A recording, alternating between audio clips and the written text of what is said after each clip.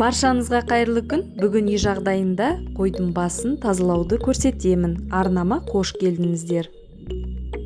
Ең алдымен үлкен тегешке жылыңқыраған суды құйып, қойдың басын салып, темір ысқышпен жақсылап ысып жуып аламыз.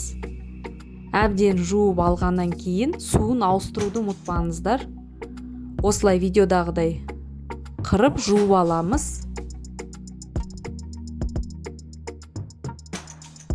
Бірнеше рет шайқап болғаннан кейін қойдың басын түгелдей жуып шығамыз.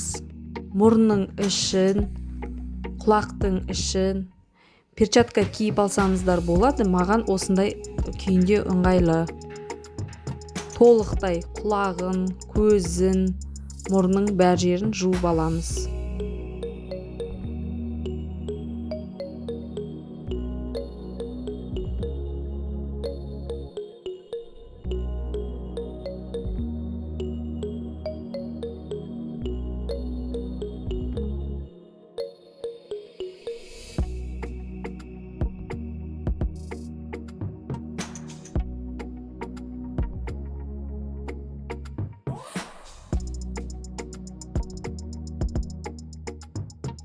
Басымызды бір қайталап шайып алғаннан кейін тақтайшаны алып үстінен осылай ұрғылаймыз.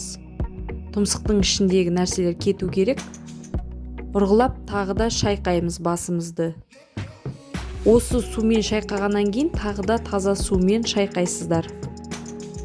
Енді басымызды екі жаққа қарай ажыратуымыз керек. Пышақтың көмегімен екі жағынан осындай кесіп алып, мұқияттай бөліп аламыз. Тура видеодағыдай көрсетілгендей осылай ажыратып аламыз.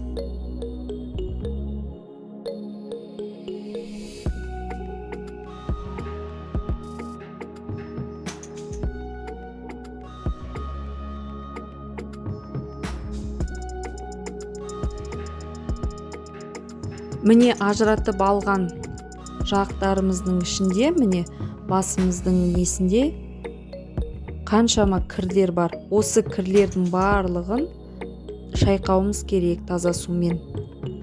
Ұрт жағын барлығын тағы да бір таза сумен шайқап шығамыз.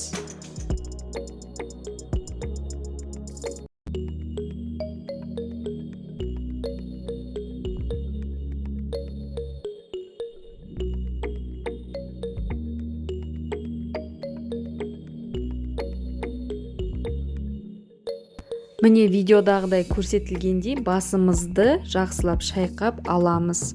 Осы күйінде қайнатып жесеңіздер де болады, немесе қонақтарыңызға ұсынсаңыздар да болады қайнатып пісіргеннен кейін.